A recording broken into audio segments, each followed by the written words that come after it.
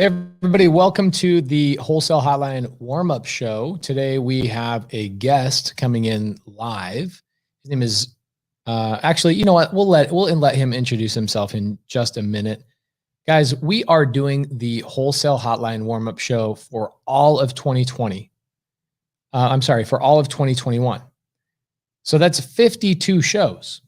The warm-up show is primarily meant to make sure that you guys get real life practical advice, real life practical help in your business. So I'd love to know going forward in 2021, what would you guys like to see?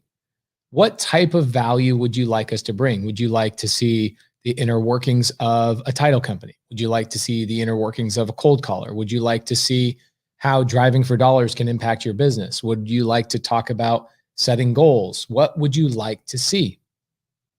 Last night on Sunday service, we had a great conversation. The conversation was all about setting goals and how to set up 2021 for your best year ever.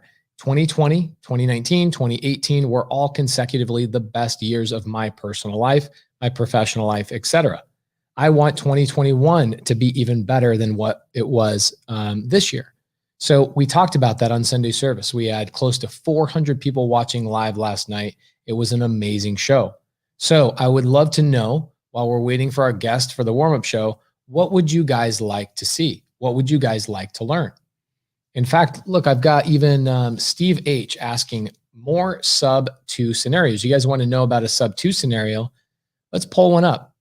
I've got a property that we purchased subject to just recently, and we did what is called a subtail.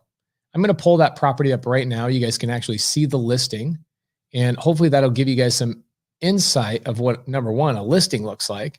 And number two, I can tell you guys the story of where this property came from and how we got it under contract. If you guys want me to jump into that, shoot me a yes, let me know, and we'll go through the numbers. Okay, here we go. Getting that pulled up. Ooh, tax depreciation. Don't get me too excited. That one, I love tax depreciation. All right, so here we go. Here's a deal. You want to talk about a sub 2 scenario? Let's turn this into some creative finance conversation. So check this out. I'm going to try and make this one go full screen so you guys don't have to see my ugly mug. But this one, let's see if we can make this a little bigger because this is just silly. Sorry, guys. This one really is going to be a little challenging. So hopefully we can get this thing to work. Boom. Here we go. That's what I'm talking about. Look at that full screen action. That's awesome. So this is a property we own. You can see the address, 7412 South 30th Lane in Phoenix, Arizona. So guys, what are your thoughts on this? Where do you think we found this deal? This is a property that we purchased out of foreclosure. Okay, so we're going to go through where the deal came from, how we got it under contract, what the numbers are, all that kind of stuff. Okay. Give me a guess. How do you guys think we got this house under contract? This house was actually found by using batchdriven.com, driving for dollars. Yes, Jimmy, you got it. And you must be watching me on Instagram because I did a whole bunch of Instagram videos about this the other night. Nope, we do not find any deals on the MLS, Eva. Really, really sorry. But this was a batch driven. Okay, this is batchdriven.com. One of our guys driving for dollars, his name is Ty. Okay, and Ty, let me tell you the story of Ty. Ty went out, he spent $25,000 on, going to these seminars and coaching, and ultimately just to find out that the people that were teaching actually weren't doing deals. And so he wasn't actually learning. He wasn't getting any traction in his business. So for a year and a half, he was just watching YouTube. Okay. So what ultimately happened in this gentleman's life is he ran into us. He actually came to a local meetup, meets us. We end up getting entangled. We bring him on board to knock doors and drive for dollars. Here we go. Here's Aaron, a couple minutes late. No big deal. What's up, Aaron? How you doing, bro? I'm doing good. Thank you, man. I'm sorry for being a little late, but I just pulled up on you. Oh, no worries, bro. I appreciate it. I'm gonna let me finish this quick story real quick, and then we'll jump into your story. Okay. Perfect. So, guys, Aaron was a couple minutes late, so I thought I'd just jump into this story. And this is essentially what happened on this deal is that Ty found this property on a foreclosure list on Batch Driven. So Batch Driven is an app. It's very similar to other apps that you guys know, but this is different. The app is a little bit different. I look at it like Pokemon Go for wholesale. Okay. What we found is we found a foreclosure list. Ty actually was too afraid to knock on the door. Check this out. He was too afraid to knock on the door, finds this guy in foreclosure, and ends up going up to the gentleman's front door to leave a sticky note. The gentleman actually walks outside the front door and it was like, yo, what do you want? How can I help? And Ty doesn't even speak that good of English, ends up calling Matt, who's my business partner, and says, Matt, I need help. This guy wants to talk about selling his house. So we ended up getting this house under contract in a subject to transaction. Okay. Why did we buy this on a subject to transaction? Is because it just was a tighter deal. It didn't have a tremendous amount of equity. So what am I doing? What's my exit strategy? If I acquired this on subject to and the guy was in foreclosure, what did we do with the arrears? Well, we actually raised private capital. Okay, and we can have more and more of these wholesale hotline warm-up shows about raising private capital and bringing in some private lenders. Ultimately, we brought a private lender. Her name is Rita Hansen to the table, and Rita Hansen stopped the foreclosure by paying the arrears. She paid for the title fees. She paid for everything that we needed to stop the foreclosure and then close escrow on the subject to. We literally didn't do anything to the property more than clean it, and then we turned it back and put it right back on the MLS. Now, for any of you that have been watching me, you know that when I buy a subject to, I typically buy it long-term. I turn it into a rental. I turn it into an Airbnb. We turn it into a lease option, or even sometimes we will wrap and sell that on seller finance. Why did I buy a subject to and turn around and put it on the MLS? Why did I turn around and throw it on retail? The reason being is because it does not cash flow. Okay, so the mortgage payment on this house is $1,500. The actual ability to rent the property out is about $1,400. So it wasn't a good cash flowing opportunity for us. However, if you guys look at the listing price, you can see right here that the listing price is $320,000. Okay, $320,000 is our listing price. Let me break down the numbers for you.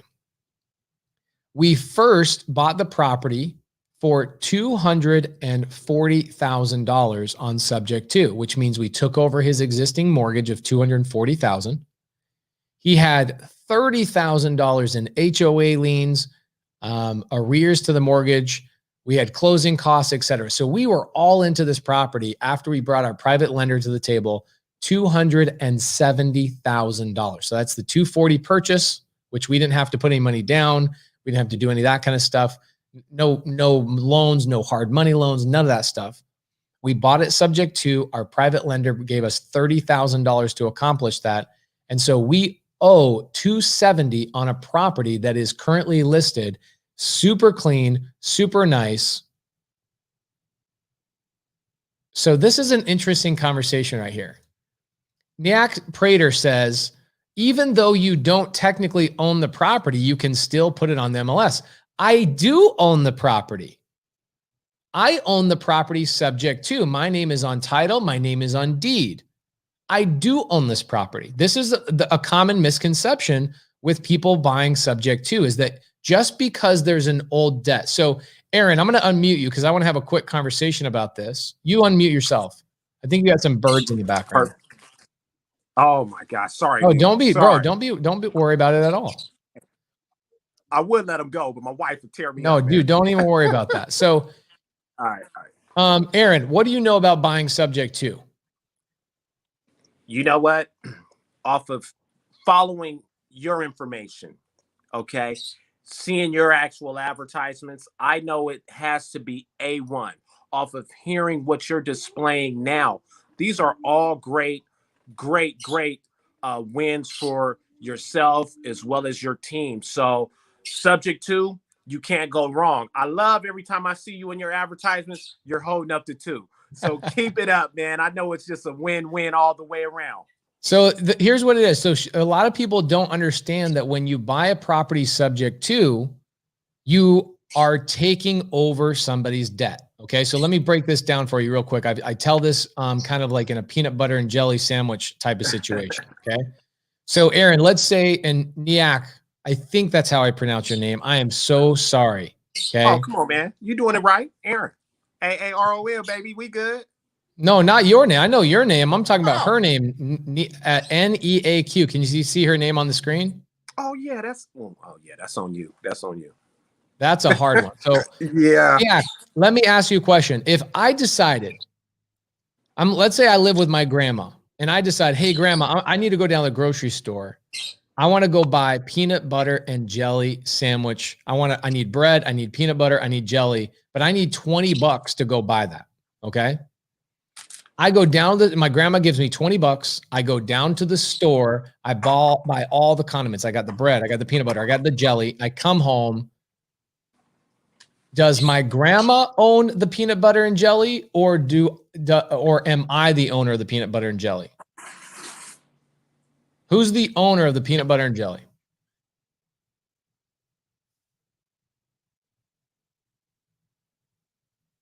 I am. I own, it's the same thing with a house. Just because a bank gave me a loan to buy the house doesn't mean the bank is the owner. It just means I'm the owner and I owe the bank a debt. Okay? We lost Aaron. So that is a common misconception. People believe that when you buy a house subject to, that you're not really the owner because there's still a debt. Okay? The debt is does not mean you own the property or don't own the property. Okay? My grandma does not own my sandwich. She's just simply my lender for the $20. Okay? I'm the owner of that sandwich. Okay? Hopefully that makes sense. Okay? And I think it does definitely confuse a lot of people. Okay? It makes a lot of people confused. Whoever is in possession of, actually what it is who has the receipt, right? So think about the receipt as the deed to the property. So the receipt of the peanut butter and jelly, the bread and all that kind of stuff, that's my receipt. That means I'm the owner. Now, I owe you $20, grandma. I'm going to get you your $20 back, but I'm going to enjoy my peanut butter and jelly sandwich. Now, super interesting that a lot of people think that when you're buying a house subject to, you actually are not the owner. Guys, I am the owner. What it is here's how subject to works. Let's say my brother walks in. Okay. My brother walks in and he goes, damn, I want some of that peanut butter and jelly sandwich. I want some of that peanut butter and jelly sandwich. I go, dude, sorry. I had to go ask grandma for $20. Grandma gave me $20 and that's how I bought this. So if you want your own peanut butter and jelly sandwich, go down and get your own $20. Okay. So my brother goes to grandma and grandma says, hey, I don't have another $20. I gave all my $20 to Pace. So my brother comes back to me and says, hey, grandma can't give me a loan. I can't get a loan for my own peanut butter and jelly sandwich. I'll buy your peanut butter and jelly sandwich subject to, and I'll take over the $20 debt. So now my brother becomes the owner of the peanut butter and jelly sandwich, and I pass the debt on to my brother. He's the owner of the sandwich, and he has to now pay my grandma back. Even though he got denied for his own loan, he can come and take over mine. That's subject to. Beautiful. So Aaron, bro, tell us about your business, bro. Tell us who people can reach out and start doing deals with you, man. Come on, tell me about it. Absolutely. Thank you firsthand. And I love what you're projecting about subject to. Great job. Salute to you and your team firsthand. But what's up, guys? I'm Aaron Reynolds out here in San Diego, wholesaling very well. But upon utilizing my wholesale business, I got to give all thanks to, batch driven. It's a great actual tool that I'm actually utilizing to really accelerate my business. I love it. So you're in San Diego. If people are in Southern California, how do they get a hold of you? What's the best way to get a hold of you? Is you like Instagram, you like your cell phone? What do you want to do? You know what? The best way to get a hold of me is really either Facebook. You can catch me on Facebook under Aaron Reynolds, or you can contact me on Instagram at Contract Closer 50K. I'm very accessible. That's Contract Closer 50K. Definitely reach out to me. Squad up. I can actually help dispo your actual deals. But other than that, I'm a very honest wholesaler that's actually doing deals. So Contract Closer 50K. I have about 100 students in Southern California that are doing wholesale subject to fix and flip everything. I got to get you in touch with all them so you guys can start squatting up. Do you ever get wholesalers in your local area in San Diego that have really too tight of a deal and you're like, yo, dude, you're sending me this deal. There's no way this is a deal. Absolutely. Absolutely. So feel free. I got to get you in touch with my sub 2 students so they can help you out with the creative finance, and you can help them with dispo on the wholesale. That'd be amazing. That'd be amazing. I'm definitely someone that you can reach out to. I do this full time. So if you reach out to me, you will hear back from me within minutes. And that's what actually helps gets the deals moving. I love that. So Debbie Lou, one of my students, she's in the comments on Facebook, says, I need to find sub 2 seller financing in San Diego. She's awesome.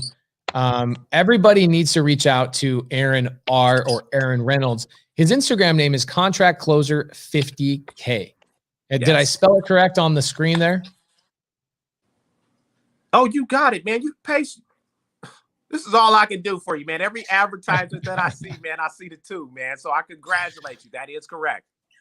Love that. Okay, cool. So Aaron, tell me, the reason you're on here is my understanding is you're using, what are you doing to find deals? How are you finding deals? Just to be real brief, how I find deals, you would have to bring me on to catch more of exclusively how I'm closing deals. I don't want to squeeze all of the juice paste right now on the warm-up show, baby. But I'm going to stick with batch.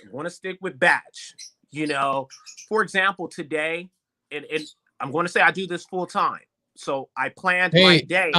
Hey, Aaron, I'm going to cut you off because I have something really special. You keep throwing out the sub 2 deuce, right? The deuce. Yeah. I'm going to tell you guys a really funny story. Look at the screen right now. Dave Byarski. Dave. Okay. Dave is where this logo came from. Nice. Okay. Guess what? Guess who Dave is? Dave is he sold his house to me subject to. Beautiful. I currently live in the house that Dave sold me subject to. And when we were texting one night, I didn't have a logo for sub 2 at the time, right? So sorry, it's Boyarski. So Dave sends me a text. This is like, I don't know, a year and a half ago.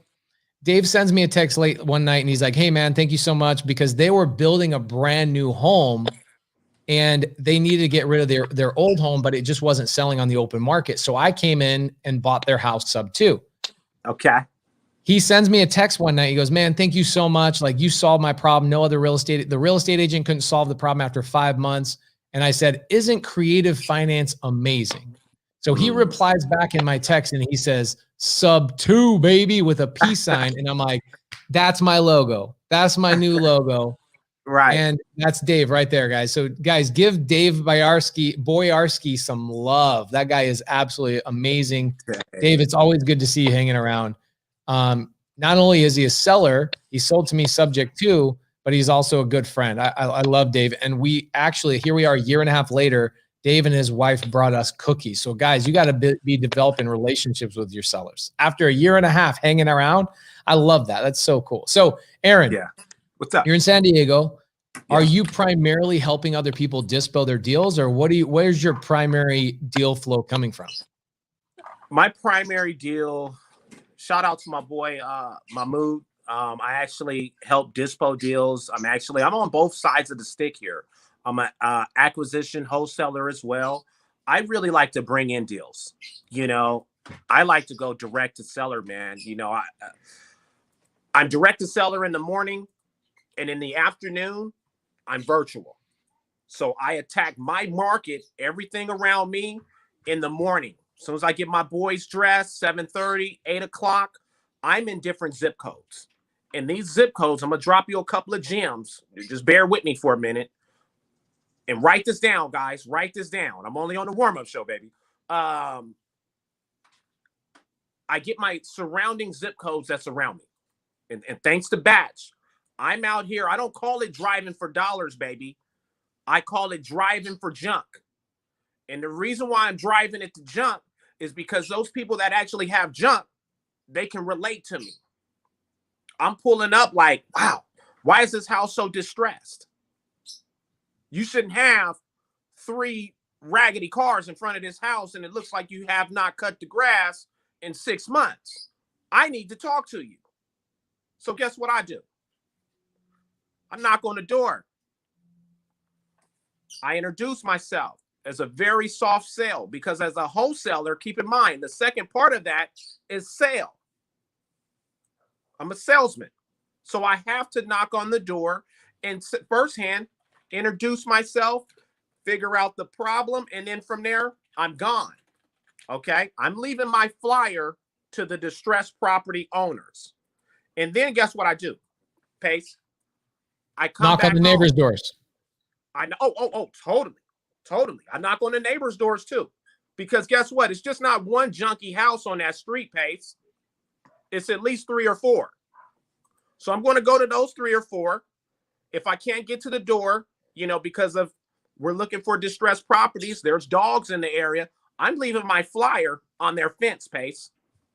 And then guess what I do? I come back home around 12:30 Pacific Standard Time. And guess what I do? I go to Batch Driven. I go to batchdriven.com. And if you guys don't have Batch Driven, you got to get Batch Driven. Because if you don't have that, that's a tool that you need to add into your toolbox.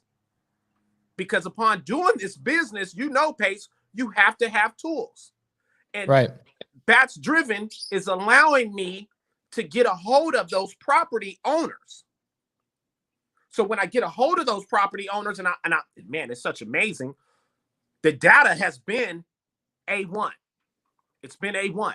So when I'm out driving for junk, I get back, I put in that address, very simple. Guess what happens? It populates the information. So even if it's 9 numbers, Pace, guess what I do? I dial all 9 numbers. I'm looking for Johnny Smith because as soon as Johnny Smith picks up, hey, I'm Aaron. I just stopped by your property today. I noticed the property is looking, like it needs a little help. Guess what? Are you interested in selling your home? I have to have a certain minimum amount of distressed properties that I reach out to every week to where I can have offers on by the weekend. To where I can have offers on those homes by the weekend. Makes me feel good. It allows my conversions. I give it all to Batch, man.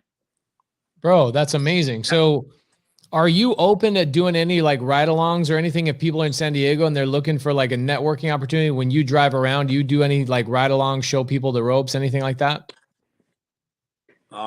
See, that's where we got a hater coming in. We got a little choppy. We got a little choppy.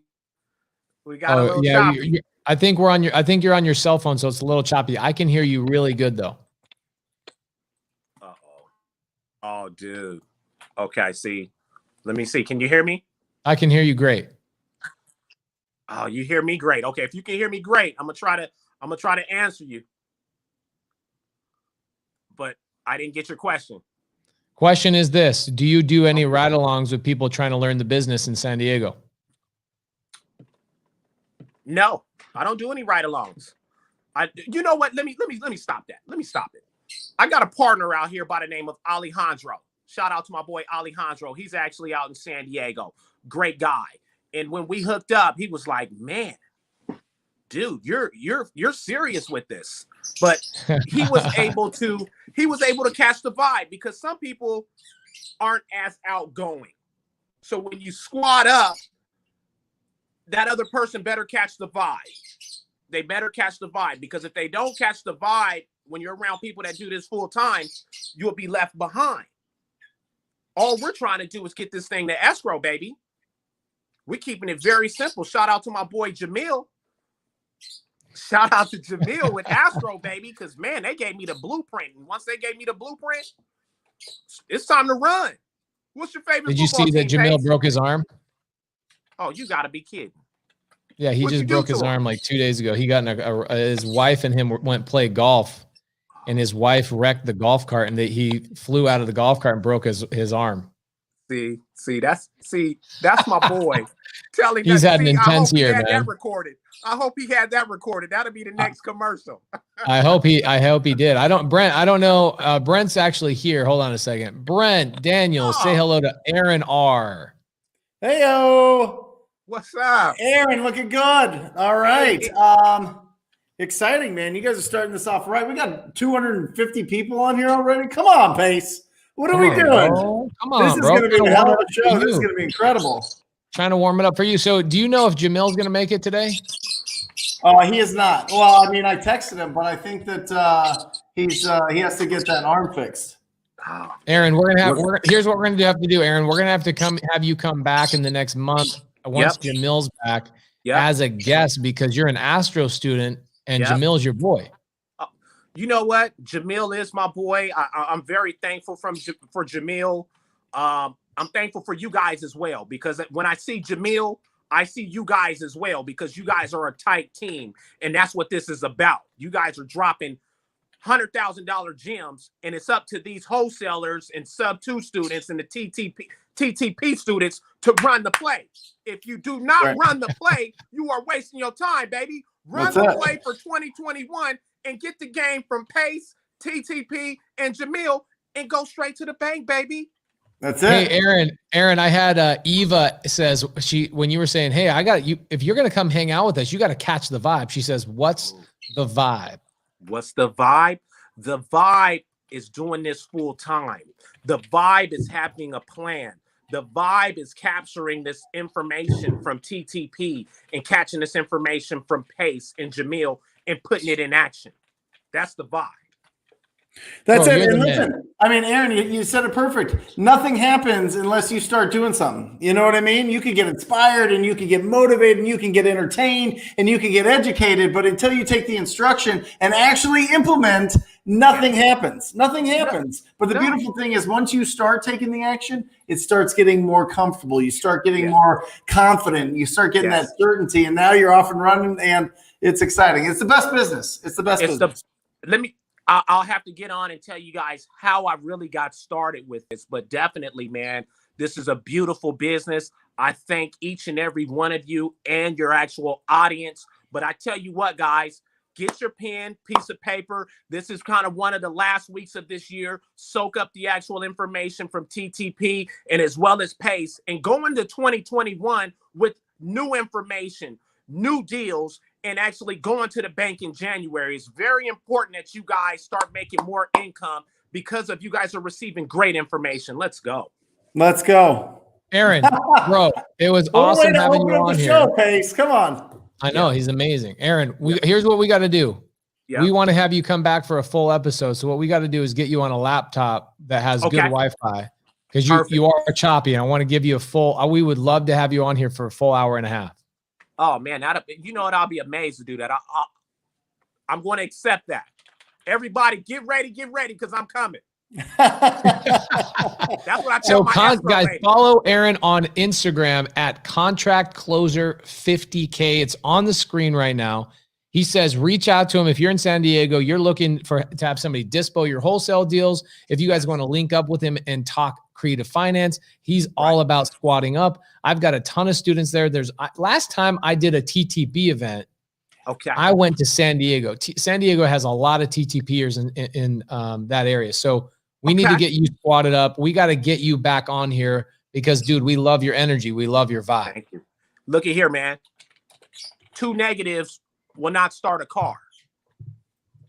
That's it. Leave you with that. 2 negatives will not start a car. And I'm gonna tell you what starts my car is batch driven, baby. Holla at me. Aaron, you're the man, bro. We'll see you later. Thank you, guys. All right. Incredible. What a good guy, man. What a good guy. We're going to start this thing up. Should we just hit the intro. I don't know. I don't know if Jamil's going to pop on here. I doubt it, Pace. So it might just be me and you, but I think that we have something awesome to open up with the deal that we've been talking about since last Friday with Jeremy and you and your team and the whole VA and sub 2 and wholesaling that. I think that we should start this conversation once we get going on the 44th hotline with how do you wholesale a sub 2?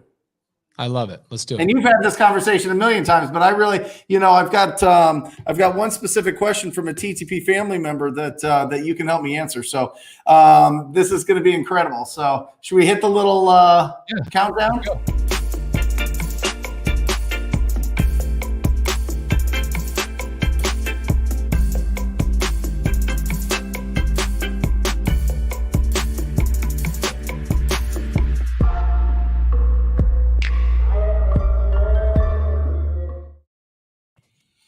Go. Here we go.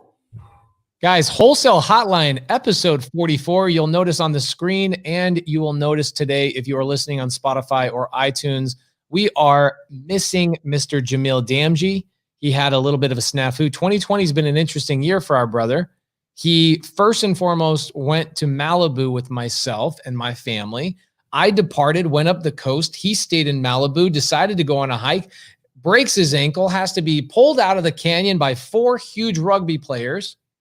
And he's like, I'm done with the outdoors. I'm done with all this stuff. Next thing you know, last weekend, I see Natalie and him out on the golf course. And I'm like, wow, Jamil on the golf course. Next photo I get is a photo of him in the hospital. What ended up happening is Natalie ended up hitting a curb. Oh, here he is. He is going to make it. How is this even possible? I was just telling everybody you're probably not going to make it. How you feeling, Jamil? I think he's just frozen. Oh, there we go. How you feeling? Are you unmuted? Yeah? Oh, am I muted? No, you're good. Bro, tell us the story. How did this happen? Well, we were golfing, and Natalie, my wife, decided to take a real tight turn, and the golf cart flipped. We flipped, and I went flying. Bro, you must have been hauling some butt. I don't think she was going slow. Let's just say that she. Oh, this is going to be a wild show. This is going to be a wild show, Face. I know it. I can already feel it. This is going to be an absolute banana show. So while we're waiting for Jamil Damji, guys, it's been an interesting year. And I think what we're going to do is once we get Jamil back in here, we're going to talk about subject 2 right out of the gate, subject 2, wholesaling, subject 2. And Brent Daniels has a few students that have some questions in the TTP network on subject 2 creative finance specifically. So let's get into it after we get an update from our brother Jamil. So Jamil, what's the story? You getting surgery? What's going on? Yeah, I got to get surgery done. Hey, I sent you a picture. Can you share that? Yeah. Oh yeah, that thing's gnarly, bro. I'd be happy to share that. You sent that to Brent Daniels. I got a contusion on my head. Oh, nice. Yeah. Oh my gosh, bro. It's not bad. It's not bad. The head contusion's not too bad. Listen, we live rough and tumble lives, Jamil. You know what I mean? I got my nose all beat up on one side. Yeah, there you go. I mean, we live rough. What happened to your nose? Bo smashed me with my cell phone. Yeah, while I was sleeping. Well, yeah. That's okay. That's fine. So let me hit you with this, Pace, real quick. By the way, Pace, how'd the 31 hours go? How did I have no idea. It was a private thing. I haven't heard. I wanted to give you some space for electrolytes and recovery and massage from your beautiful wife. Like what? How did it go? Did it last 31 hours? Was it shorter? Was it long? What happened? We actually moved it to the 30th because we've had so many requests. We limited it to 500 people, and we ended up having 1,680 people register for the 31-hour event. Yep. And so we decided that either A, we have to switch it to multiple Zoom streams, or B, we've got to solve something else. So I solved it. We figured it out. We are going to be doing it on December 30th to bring in the new year. We're going to give you guys the last day of massive value is going to be happening next Wednesday, where my team and myself will be doing 31 hours of calling sellers. That's wholesale. That's novation agreements. That's fix and flip conversations. That's underwriting. That's sub 2, seller finance, all of the fun stuff. We're going to be doing that for 31 hours. And if you have not registered, I think Kelly Hanno on my team, she actually runs our media company.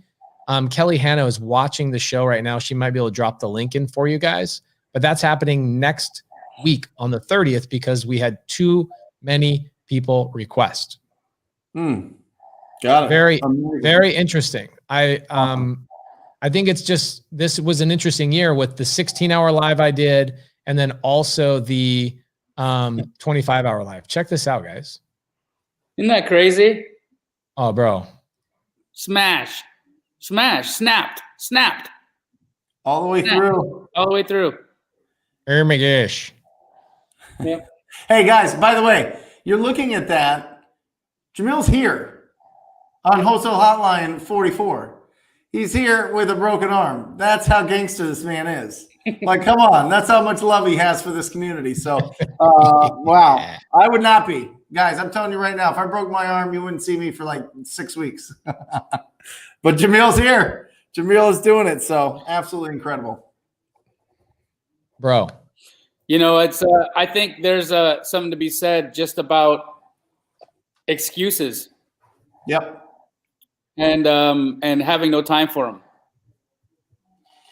Right. I mean, I've got a you'll job to do. You'll probably wholesale 10 times more deals than the average person only with one hand. It's tough because you know how much I have to comp, right? Like I only have my left hand. I don't even have my right hand, right? And my right hand's my comping hand. Mm-hmm. And so I'm having to refigure out what to do. I've got Kenny coming over to the house tomorrow to see if we can jimmy something up. Like maybe Kenny can be my hands for the next 6 weeks, and I just tell him what my brain is thinking, and he clicks the mouse. I don't know. We'll see. Or maybe it makes you stronger. Yeah, or maybe I just get so good at my left hand that I activate another part of my brain that fires now because I've become more dexterous with my left. Who knows? There you go. Are you ready for this, Pace? Yeah, let's do it. Hey, Brent, this is from Michael, one of my TTP family members. This is at 10:30 at night yesterday. Hey, Brent, I squatted up with one of Pace's students recently. How would you suggest I handle the relationship? Say I come across a seller who may benefit from a creative financing strategy. Should we JV on the deal? Should I just get a referral fee, or should I wholesale the deal to him? I don't want to get into creative financing myself just yet. I want to master your method of approach. And I suggested that I would wholesale it to him. That's what you and I do, Pace. And he asked, is there a separate contract you use to lock up this deal so that it can be a subject to? So let's kind of start with some of the tactical here, which is paperwork wise. When somebody has a conversation with somebody that maybe doesn't have enough equity for a wholesale deal, or maybe it's just something that the deal works out better from a sub 2 standpoint. What is the appropriate paperwork? Is it any different? Okay, so let me kind of break something down because this was really interesting. This happened to me earlier this week. I had a gentleman, you guys all know him. His name is Anthony Pappas, sends me a deal on 83rd Lane, okay? Sends me a deal on 83rd Lane, and he sends it to me as a wholesale deal because he says, well, it's a mobile home. This lady really just wants to get rid of it. I know you like mobile homes. And I go, bro, you're sending it to me at a price that doesn't make sense because the mobile home is older than 1976. And if you guys know anything about mobile homes, 1976 is the year that they, anything earlier, anything built before 1976 cannot be financed with traditional financing. So when you decide to do a fix and flip and you throw it on the retail market, John and Betty Smith and their 2 kids that want to buy that mobile home won't be able to secure funding from a bank because banks deem that as non-financeable, okay?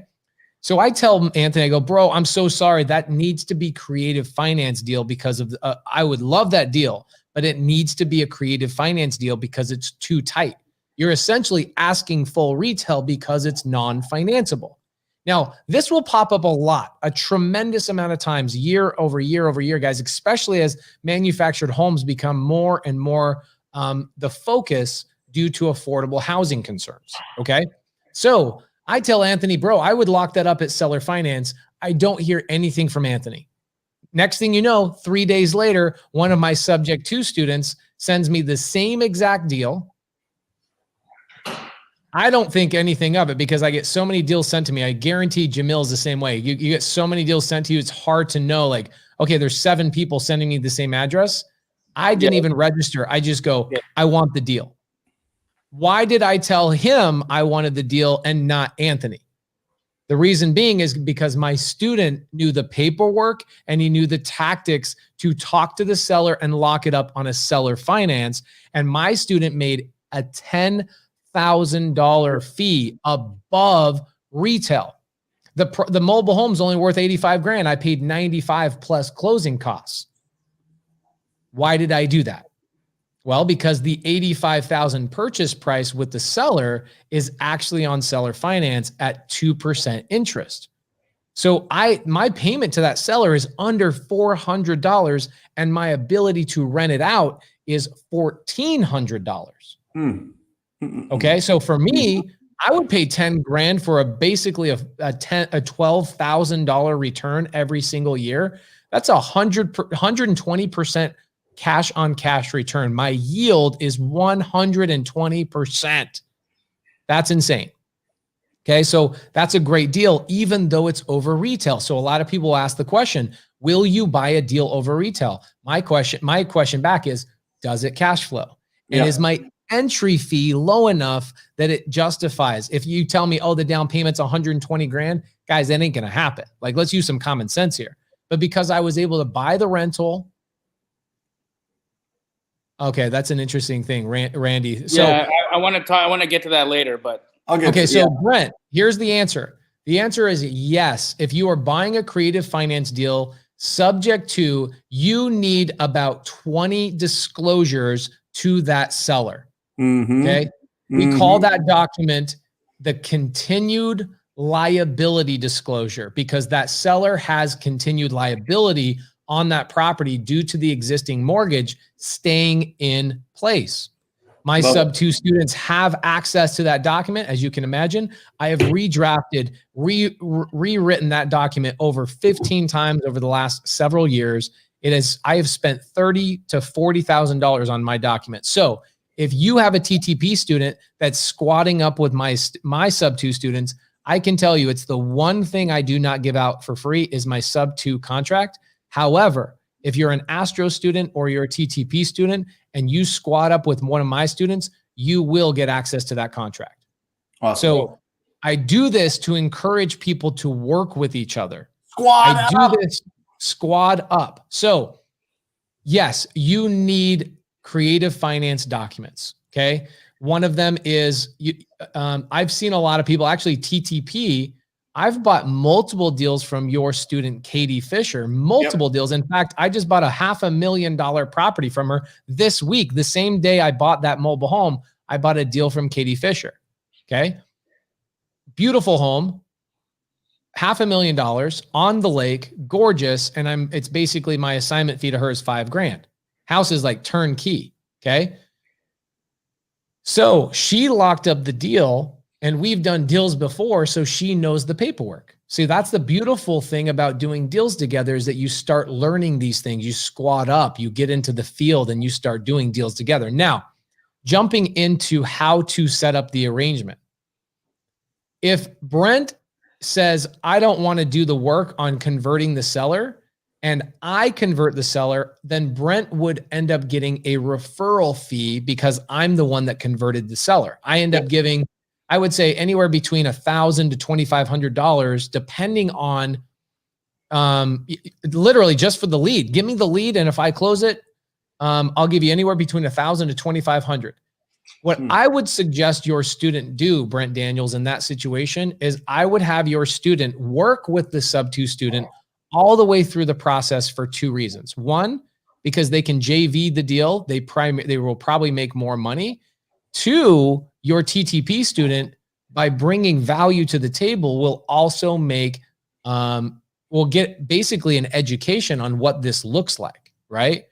So I would suggest going that route. However, there's people that go, and then my sub-2 students, there's 3 ways to do it. Either A, if you're the TTP student, you could just send it over to my student and they'll lock up the deal. They'll do the work. They'll convert the seller and they'll pay you a referral fee.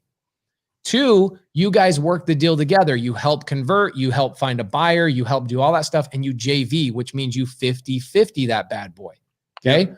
The third one is you, as the TTP student, understand creative finance and you lock up the contract and you assign the deal to my student and make an assignment fee, right? There's levels to this, right? And there's levels to how involved do you want to be? Do you want to get involved and learn this, or do you not want to get involved and you want to focus on your main thing?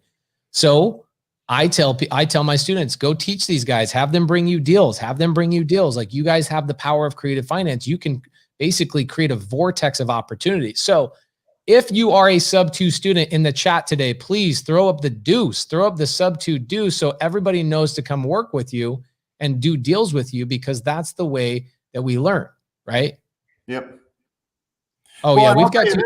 Oh, my dude, Crystal and Joseph Frangos in Tucson. You guys know them.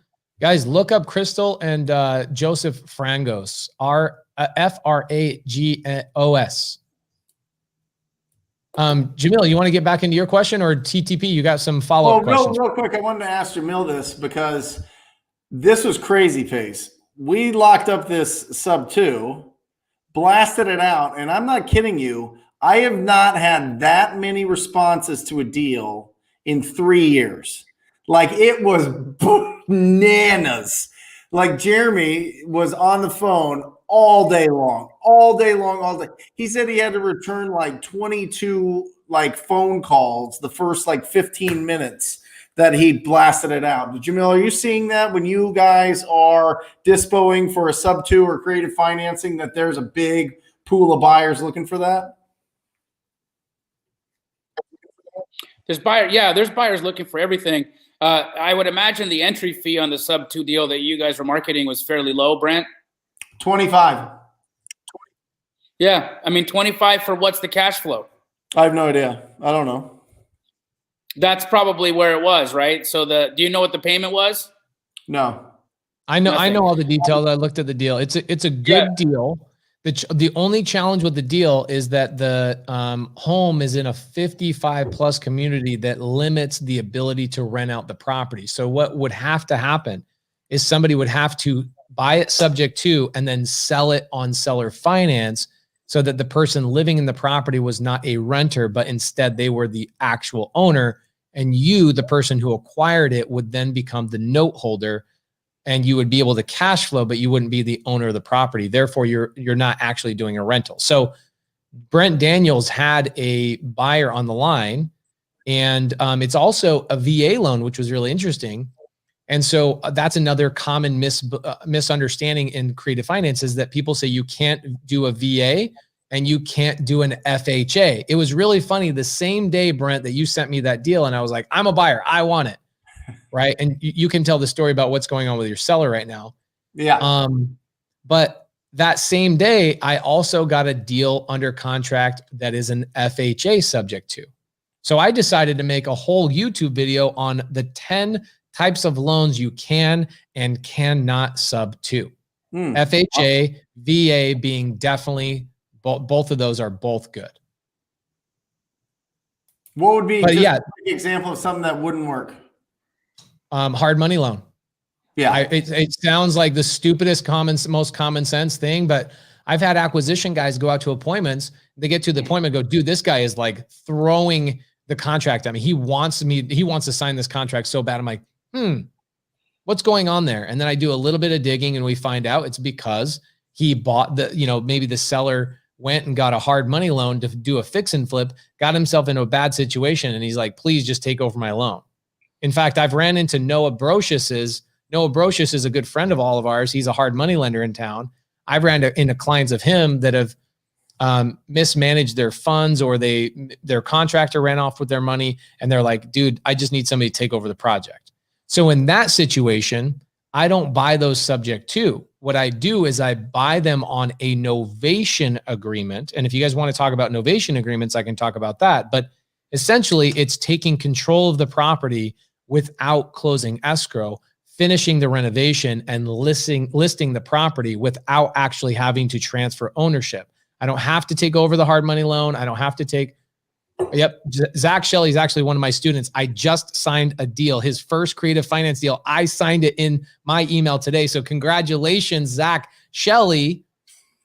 Brian, ring that bell for Zach Shelley. Jamil and I just saw Zach Shelley not too long ago in DFW. He's a great guy.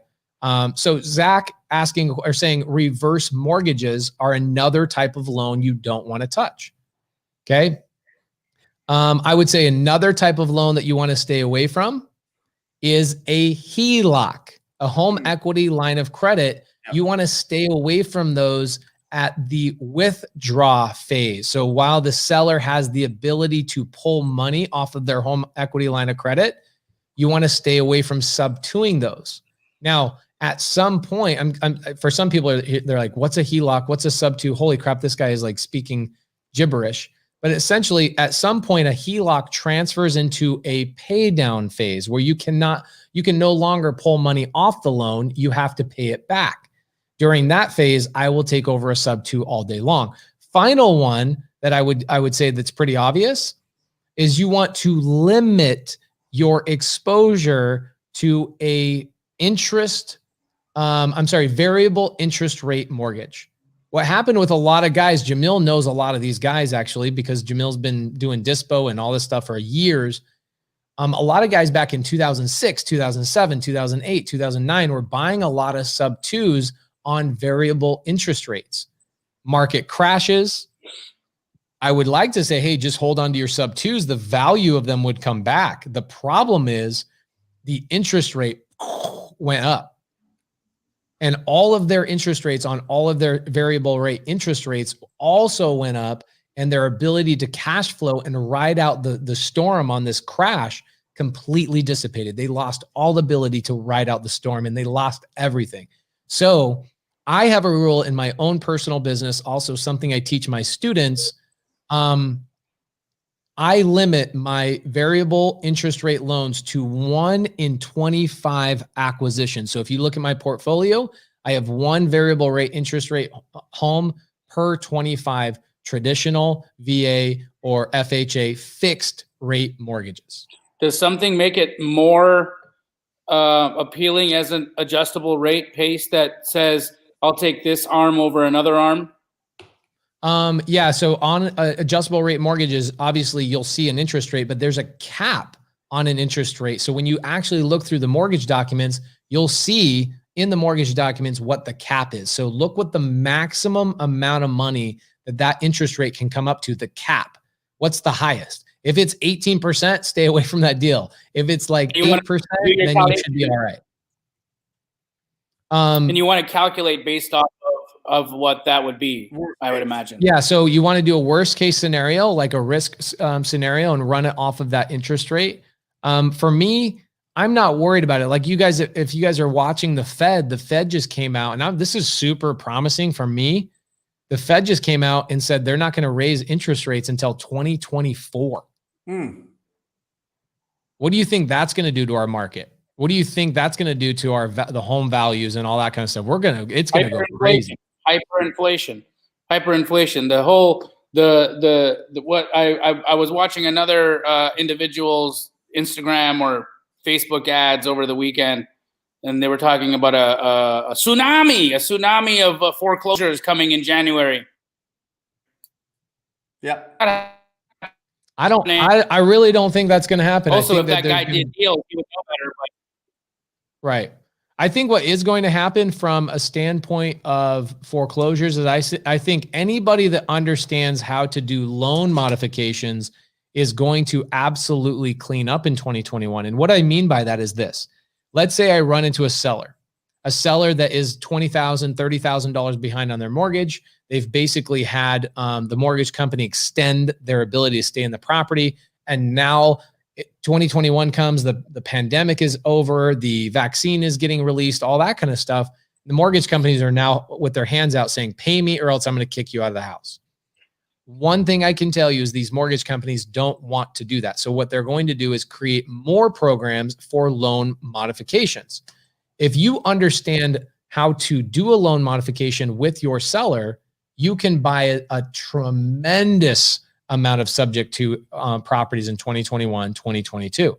So one of the new modules I'm releasing in Sub 2 2.0 is a full loan modification training. It's a week. It's like 12 hours of how to do a loan modification.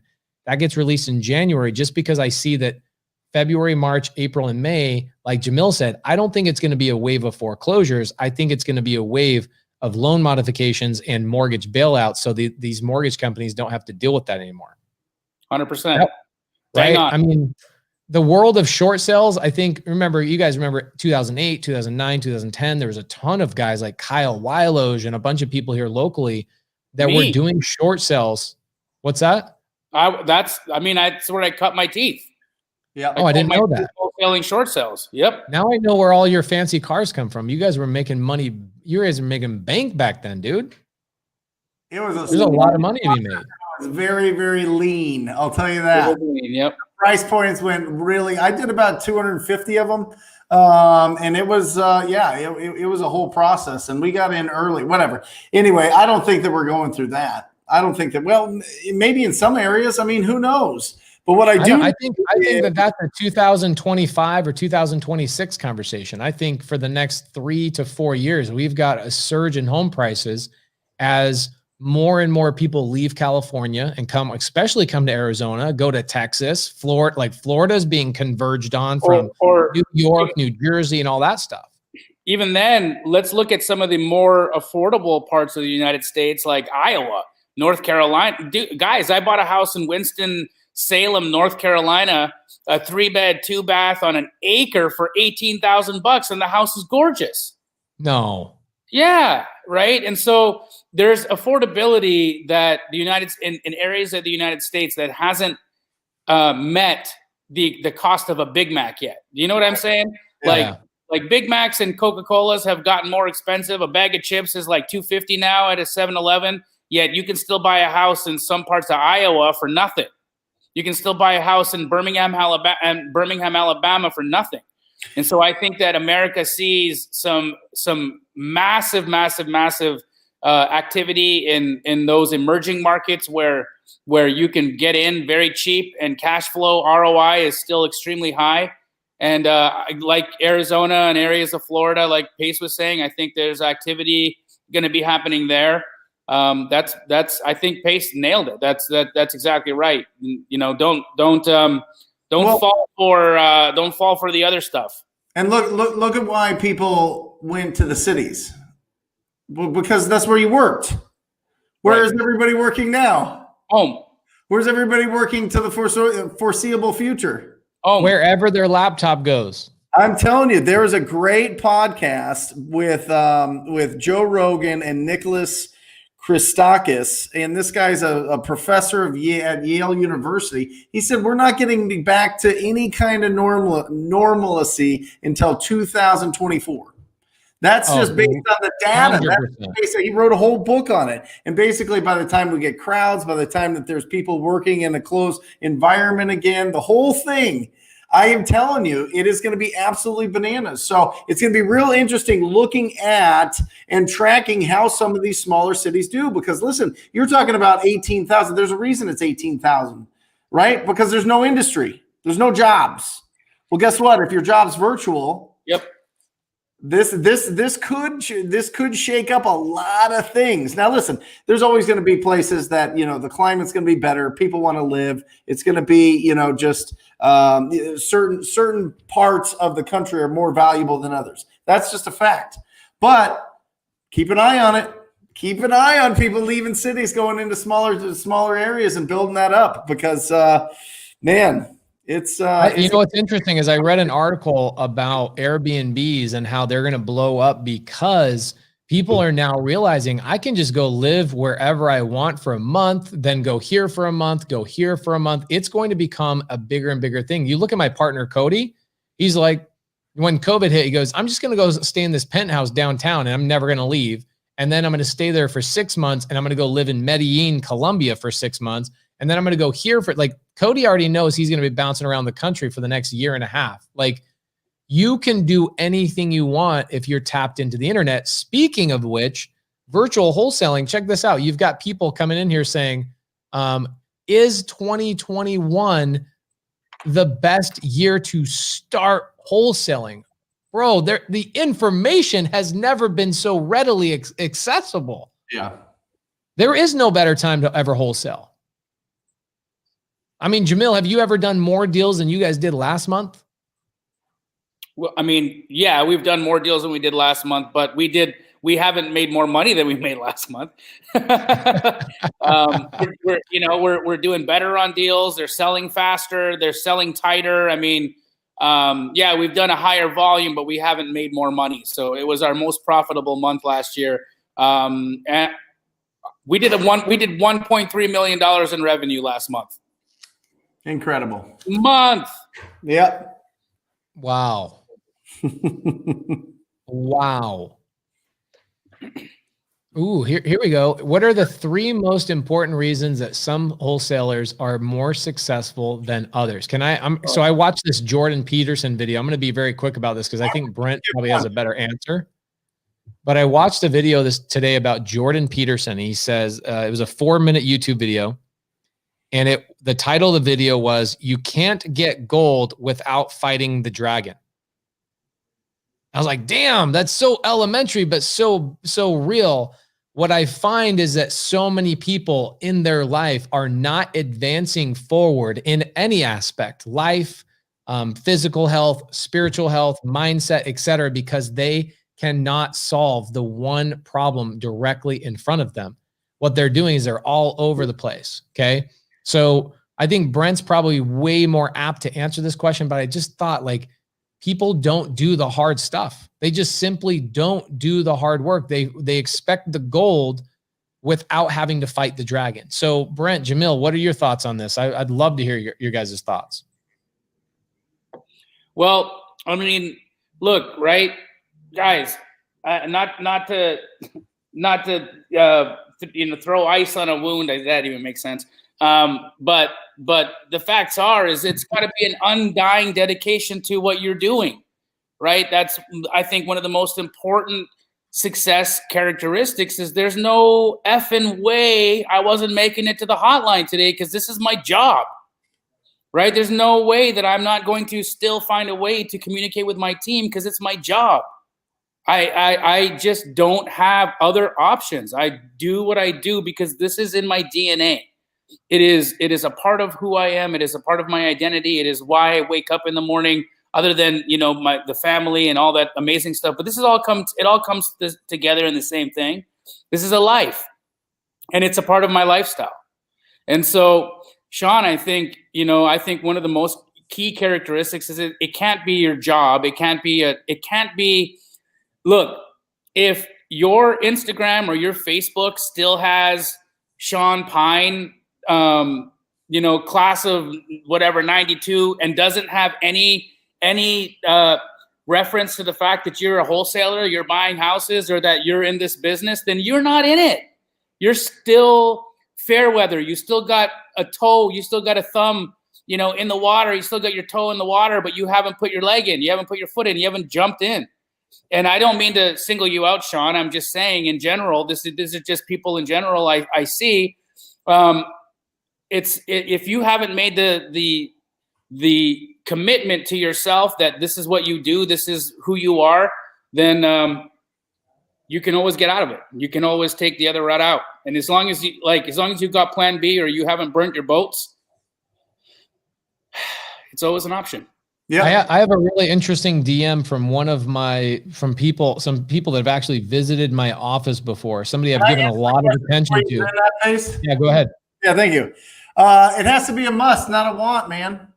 You know what I mean? You must not be average. You must not work a 9 to 5. You must not jump around from this and that and this and that and that. I mean, do you want to be a real estate investor? It starts with being able to source opportunities. That's all wholesaling is. All right. It's a big fancy word that could be used in any industry. But the fact is, we find deals. We source real estate opportunities. That's what we do. You don't have to overcomplicate it. And it's not rocket science, but it is an incredible business that'll teach you how to actually go out there and earn an incredible amount of income. 3 million last month, Jamil? I mean, come on, Flair. Like, it's an incredible opportunity to get a bunch of income in to be able to pay off debts and buy assets. That's the first one. The second one, who's your personal board of directors? We call it squatting up. Who are the people that are around you that are obsessed with this business and doing more than you are right now, that are going to push you, right? Like the three of us pushing each other all the time.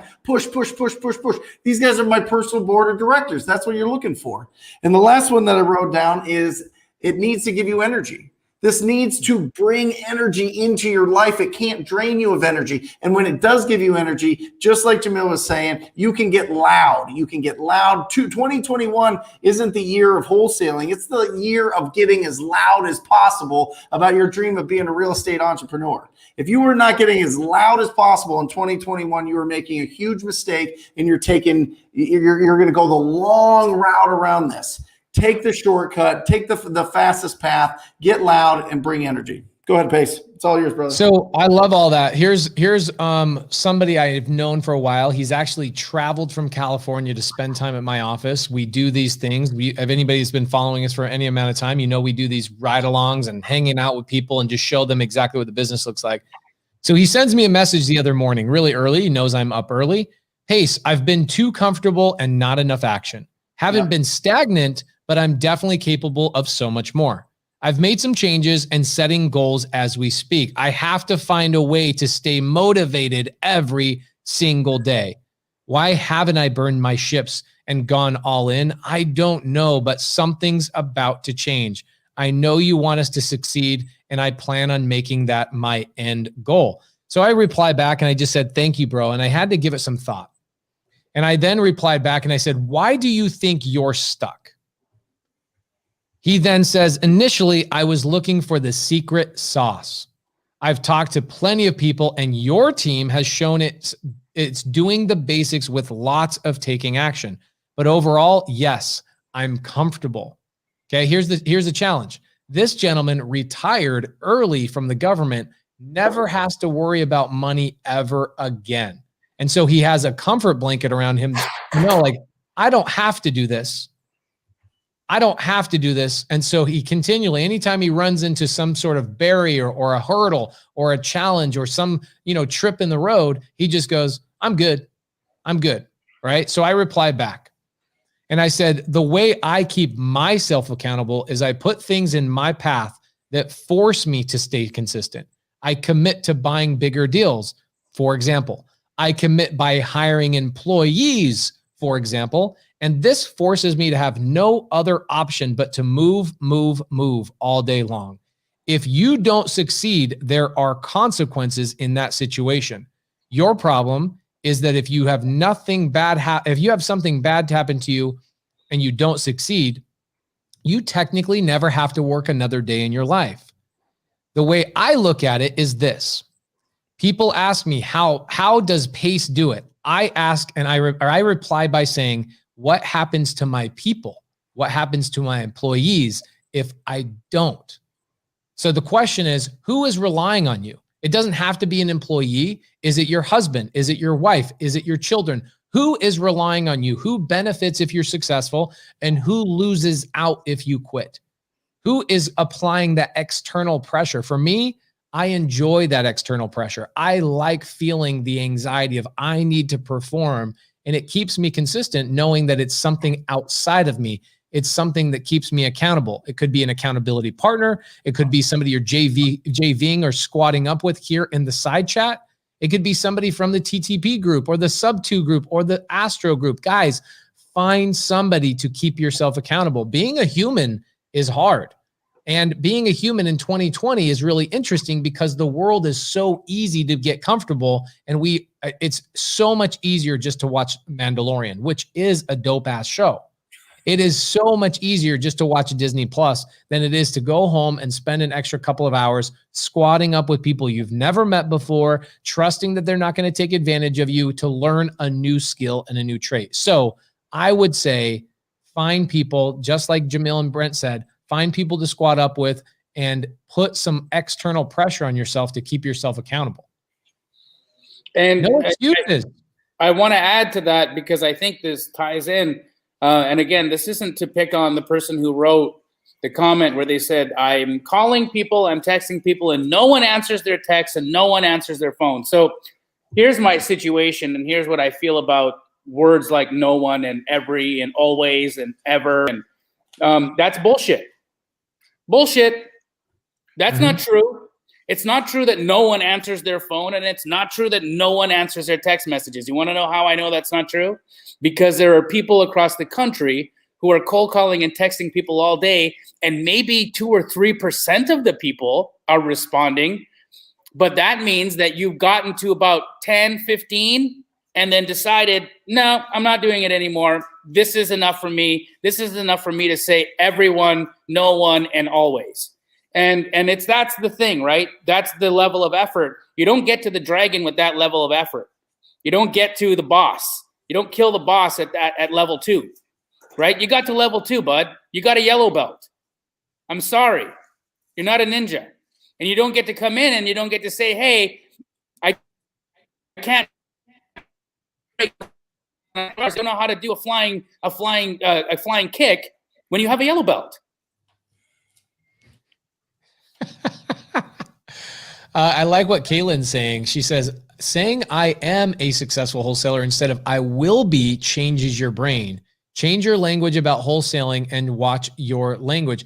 Brent Daniels suggested a book about 2 months ago called Change Your Words. What was the book? Change Your Words, Change Your Life. Yeah. And how does that relate to what Kaylin's saying? It's the same thing. I mean, listen, the vocabulary that we use when people call up and say, I have a problem. And I say, no, you don't have a problem. You have a challenge. And they go, yeah, I do have a challenge. You can feel the weight already lift off like instantly. You know what I mean? Like it just feels like it's you've got something that you're challenged with. Let's break this down. Because if you come in negative already, then it's just it festers, right? It plants root in your brain, and then all of a sudden you start overthinking, and all of a sudden you start getting distracted, and you're not doing the things that are income producing in your day because you're worried about whatever challenge or whatever else. So changing the words, absolutely. I mean, this is psychology 101. Psychology, they will break you down. They will get you into it. This is NLP. This is all of that. All of it comes down to the words that you use and the words that are running around in your brain. I can't afford it. I can't do this. I'm not going to be able. They can do it, but they're special. I'm not special. I'm not. All these things, all of that stacks up. And we got to clear all of that out. That's why you got to be around the right people. You got to be around the right people that are going to be your cheerleaders. They're going to be your support. They're going to be your accountability. If you're around the right people that are doing all the things, listen, everybody has a past. Everybody has lost a ton of money or has been broken up with or has gone through divorce or has gone through all sorts of different things. And yet here you are. You have the opportunity to be a real estate investor and surround yourself with successful people and learn their language, learn what goes through their brain, learn how they set goals. We're coming up into the next year. Everybody starts thinking about the goals, but nobody's thinking, and Jamil, you can speak to this, nobody's thinking about the disciplines that you have to implement to hit those goals. Because the goals, that sounds awesome. That's fun to write. That's cool. What are the disciplines that you're going to put into your mind? Put into your lifestyle that are going to get you those goals. That's the real important thing. And that goes back to also the discipline of using the right, strong, positive, optimistic language that not only comes out of your mouth, but what runs through your brain. So Jimmy Vash says, I have a seller that is waiting to hear back from a real estate attorney before she signs the contract. She is motivated to sell and the numbers work. What should I do next? Okay, let me tell you what I do. This is, again, black belt stuff. Jamil's talking about yellow belt stuff. You're in the yellow belt stage. This is why it's good to join a mentorship. This is why it's good to squad up with people. This is why it's good to get better resources. Every time a seller says, can I want to have my attorney look at the document, this is what I say. I reply back and say, absolutely, what's their email? I would be happy to send the contract over with my attorney copied on the email, because I want to make sure that your attorney knows that an attorney wrote that document. So for me, this is a little bit different. Other people are going to have documents that their cousin wrote, or a half a page wholesale contract. Even my wholesale contract has been written by an attorney. And so I say to the seller, no problem. I will send you my agreement. And if you don't want me to email your attorney, no problem. But here's my attorney information. So if your attorney has any questions about the contract, they can reach out to my attorney who drafted it. It gains immediate credibility. It puts the attorney who is on the seller side in a situation where if they are questioning the paperwork, they're not questioning your paperwork. They're now questioning another attorney's paperwork. So that's something I do. Maybe that doesn't help you, Jimmy, but I would squad up with maybe a sub-2 student or somebody else that has a mentor that has documents that are written by an attorney, because that's what I teach my students to do. I encourage your attorney to look at it because my attorney drafted the document. The other thing I would think is if that's not the situation, sometimes this is a black swan event. And what do I mean by that?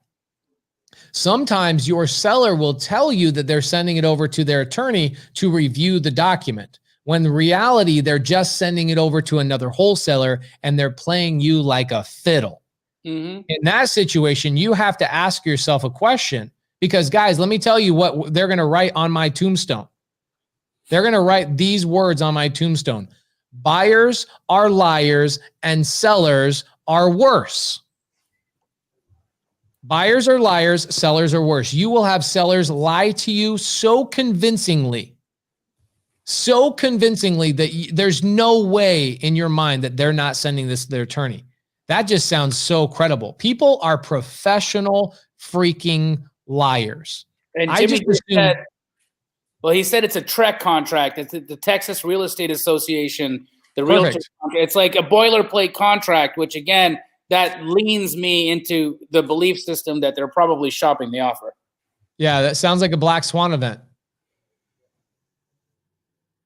I'm surprised it's not the equity comes, equity goes thing, Pace. I'm going to be honest. That one's really good. I've been coming up with a lot of good ones lately. You're just zinging about them. Dang, man. Don't you guys think that this is a black swan event, though? I'm writing them down. Oh, yeah. Brent's keeping the book of Paces.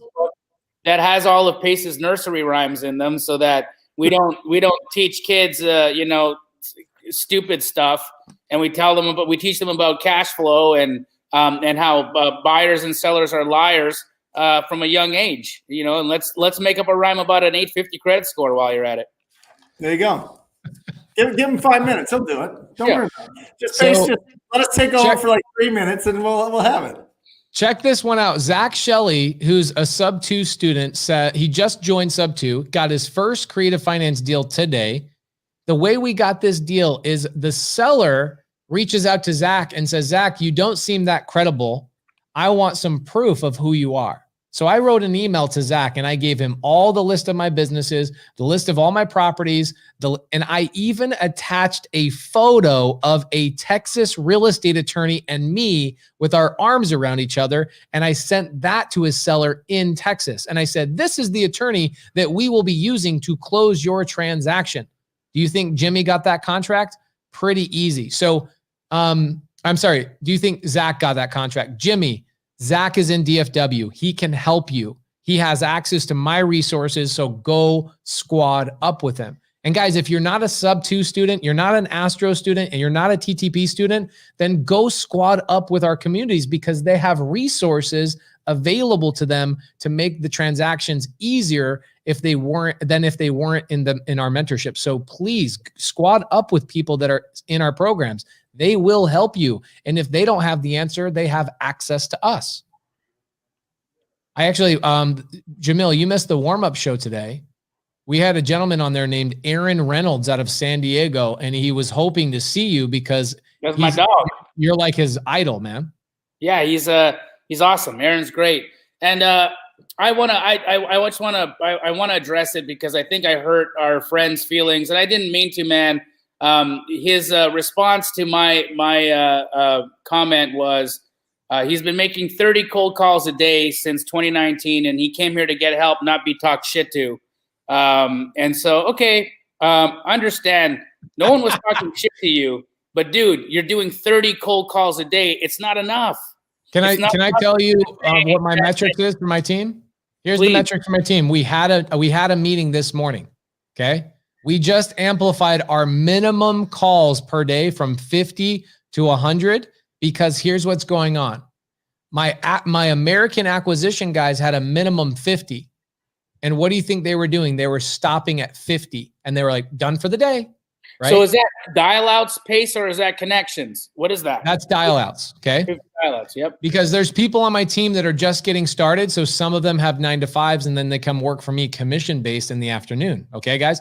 So that should give you some help as well. When you guys are thinking about hiring acquisition people, you don't need to worry about hemorrhaging a salary. Find people that are working 9 to 5s and are looking for a side hustle. They'll come in and make your dials for you. So why did I amplify the calls? Because my virtual assistants are dominating those calls. They're doing outreach of like 100 to 150 in the same amount of time as my Americans are doing 50.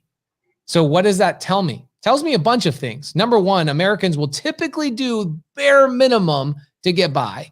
And then number two, it tells me that that these guys had a lot more ability to make calls in the same amount of time, comparing them to my virtual assistants. Now, check this out.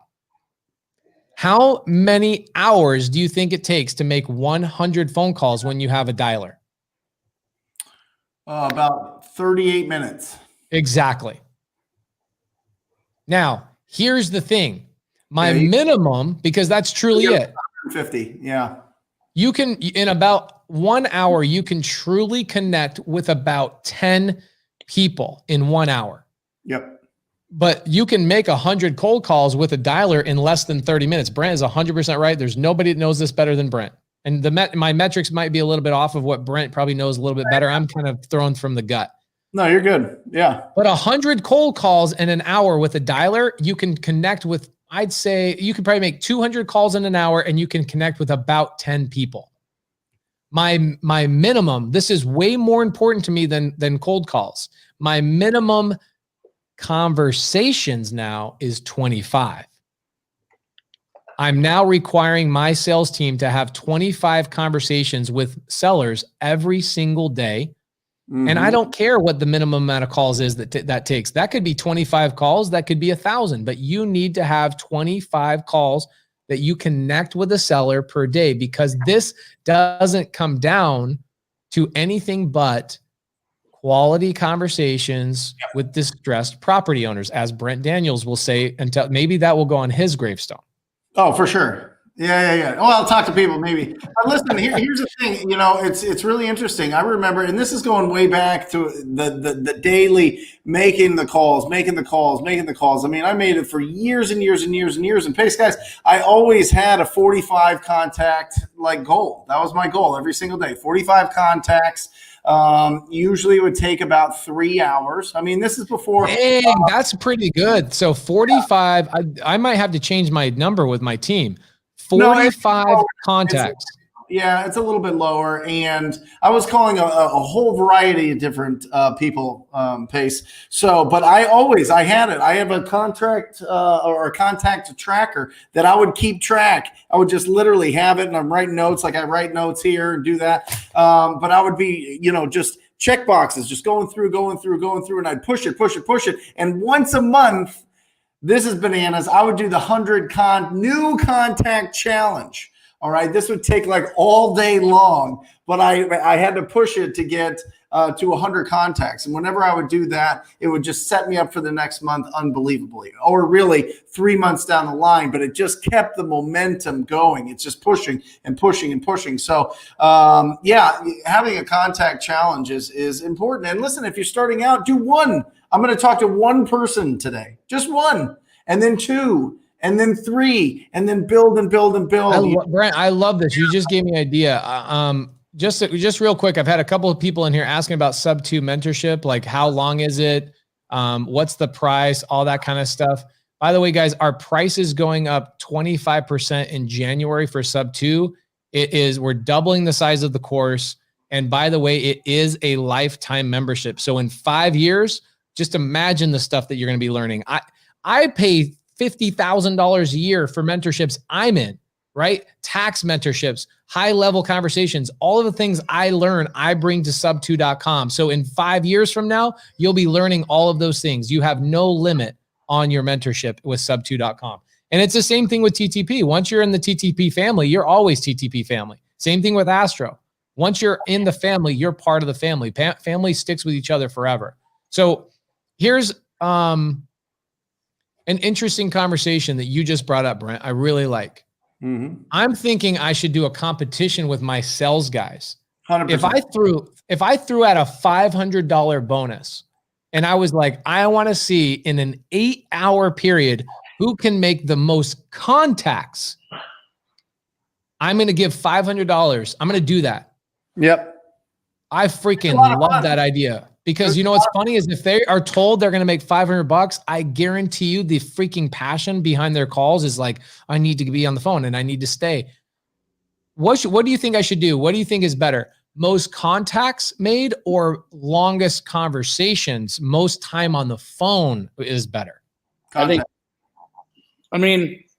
I don't know. It's quality, right? You can spend 90 minutes talking to somebody that'll never do business with you. I had this conversation with somebody that just joined TTP family today. She crushes it. She's like the nicest person ever. And she's trying to do it, but she's not getting any deals because she's spending way too much time with people that'll never do business with her. So at some point you got to crack them with a number. You got to take a shot across the bow and see if they're even close. If they're not, and you're getting that sense that they're wanting retail or more, or they just want you to comp the property, then you got to get off that phone call for sure. Yeah. But I mean, listen, you can't just be like, hey, everybody's a contact. It has to be the actual owner of the property that you're calling about to be counted as a contact. And I'm telling you, you're going to have good conversations. But I have had, 300 to 500 recorded calls sent to me from students. And these are all yeses. These are all the ones that they close. These are all like whatever. And their average is 7 minutes. Check this out. So what are your thoughts on this, Brent? Say it one more time. The average conversation for a closed deal, first conversation was 7 minutes. 7 minutes. So AR1388 says, so by contacts, do you mean answered calls and it doesn't matter what they say? How do I qualify that for my team if I'm going to do a competition? It has to be the owner of the property that you're looking for. And if you've got a cleaned up list, they should all have signs of distress. So the conversation should be great. If they hang up on you fast, fine. Keep going. Keep going. I'm telling you, everybody has a fair playing field. I like this. I want to set up a competition all about contacts. How quickly can you get to, I'm almost thinking like who can get to 100 the fastest or who can do the most in a certain amount of time. And I give them a bonus. And listen, this is just a contest, guys. Don't take this as, listen, quality conversations. That's the whole point. You want to get leads. You want to get deals closed, right? You don't want to just see who can talk to the most amount of people in the shortest amount of time. That's not it. Like there is quality to this. But I'm telling you, if you push yourself to talk to 100 people in a day, and it's a distressed property list and you're getting really great data by something you have no option you could start today and not know anything about real estate and get a contract out of 100 conversations. Yep. Oh my gosh. I love that. Yeah. And there should be a bonus for who gets the deal closed. You know, have it. Listen, this is all a take on effort. That's all it is. Who can put the most effort in? That's what you're talking about, Pace. And the effort is having those conversations. Listen, somebody might call somebody and it turns out to be an $80,000 deal and they talk to 13 people while somebody else talks to 100 and gets a $15,000 deal. You know what I mean? That's just how it shakes out sometimes. But it's the continuous effort. It's getting through the repetitious boredom of every single day, picking up the phone, pressing go, and having conversations with new people until the point where you've made 30 grand 3 straight months, and then you hire other people to do that for you. And when you do hire somebody else to do that, you need to get at least 2 people to do it. And if they're Filipinos, you need to get 10 people to replace just you. That's the facts. I'm now thinking I almost want to do like a live, like a StreamYard live where we have a couple of my sales guys go live like all day, like 8 hours long. And I have like 4 of them competing for $1,000 prize to see who can get the most contacts made in an 8-hour period with an additional bonus for leads that are submitted and a contract that's signed. Yep. That would be a cool Christmas bonus because we were thinking like, how do we give our guys a Christmas bonus? Maybe guys that are brand new that just came on board 30 days ago. It's like they haven't had enough time to even develop a pipeline to deserve a bonus, but we could do something really fun. What I like about it for us is we were trying to figure out earlier today in our sales meeting, how many contacts should a sales guy make? And I'm so glad I tuned into Wholesale Hotline today because now I know the number. But I almost want to see what the tippy top is. If you put $1,000 on it as a bonus, what is the highest possibility? So I know that that's where it's at. You know what I'm saying? Yep. I mean, am I being stupid or do you think that would be fun? I love it. I love it. I think it's fantastic. I would wait to do this after the first of the year though. Contact rates are going to be down the next 10 days. Yeah, they're going to be about 50%. Just saying, year over year. But yeah, I mean, do what you got to do. Is there a Keegley coming to Boston, Jamil? Yeah, we're guys. It's just gone crazy. It's gone crazy. We're over 30 franchises already.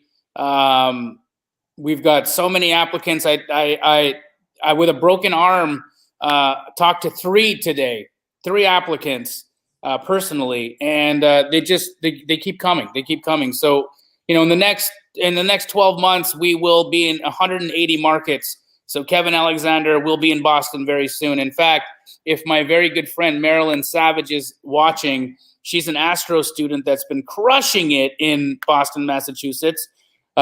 She's making all kinds of money, doing all kinds of great deals.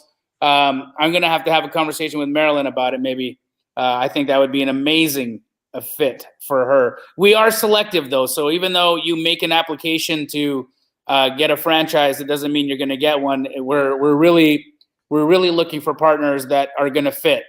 Nothing against. They rejected me, guys. Hey, let me ask you guys, Pace Jamil, do you guys get with the team this year? Do you guys go over goals for next year? Like, what does that look like from a high level? I think that'd be an important conversation to have with everybody. I can start real quick because I can show you what we did. We had a full day managers meeting on 2 weeks ago. It was a full day. All the ownership, all the team leaders, we all met for. It was 9 hours. We met for 9 hours and we went through all of our KPIs, our OKRs. OKRs means objective and then the key results, right? So what are the key results we're looking for, and then what things do we need to do in order to accomplish the key result? And so we went through them as a company. Our company goal for next year is $30 million in revenue. And so what objectives did we need to accomplish in order for that key result to take place? And we broke them down quarterly. So we know exactly what we need to be accomplishing every quarter in order to accomplish those goals. We broke them down team by team. So what objectives does the acquisitions team need to accomplish in order to get that goal? How many deals in? How many deals do the dispositions team need to sell? How many people do we need to hire? Even HR have OKR, so they know how many people we need to hire in order to keep that team growing and to be able to actually fit that. So we did that, and then on January 7th, we're doing a full staff meeting where we bring in our objectives that we came to as managers, and we share with the team what our outlook is for the year. And then as a team, we all go over what things we all think we need to do in order to accomplish the goals. So yes, answer is yes, yes, yes, at many different strata. Will you just real quick, if you don't mind sharing, will you tell people what you wrote on the studs in your house? All of my dreams. Yeah. All of my dreams. It's in the walls of my home. Brent, you saw that when Pace 2, when my home was being built. This was all just wood construction, and there were 2x4s everywhere. And my entire family, my wife, my children, and we came into the house with Sharpies, and we wrote our goals, our visions, our dreams into the studs of the walls, so that we vibrate as a home at a specific frequency that will be able to match and receive those goals. How important do you think it is to share it with the family? Pace, Jamil? Putting it as a unit together, then we have different. If my goals aren't the same as my wife's goals, then we're in trouble, right? Yep. We've got to be on the same page. We're one unit. Pace, what about your team, bud? So Cody and I spent the whole day Sunday together because we have so many things going on. We're not as organized as Keegley yet. I'm probably 2 years behind, maybe 3 years behind Keegley in terms of organization and all that kind of stuff and having managers. You know, we're still kind of new to bigger companies. And Cody and I just jumped in my Prius. I went and picked him up in his big old penthouse, and I picked him up in my Prius, and we drove around to 3 properties. And we saw the properties, and during our drive, which is about a 5-hour time frame, we talked about all of 2020, and we set all of our goals for all of our revenue streams. We currently have between myself, currently have 14 revenue streams. Cody and I combined have about 8, and so we focused our time in the car about those 8 revenue streams. One of them being, we own a title company. We own a virtual assistant business, all of those types of things, wholesale, fix and flip, our rental property, all of our sub 2 properties, all that stuff. So we set a goal on every single thing for the end of the year 2021. Like, what would be the perfect year for us in 2021?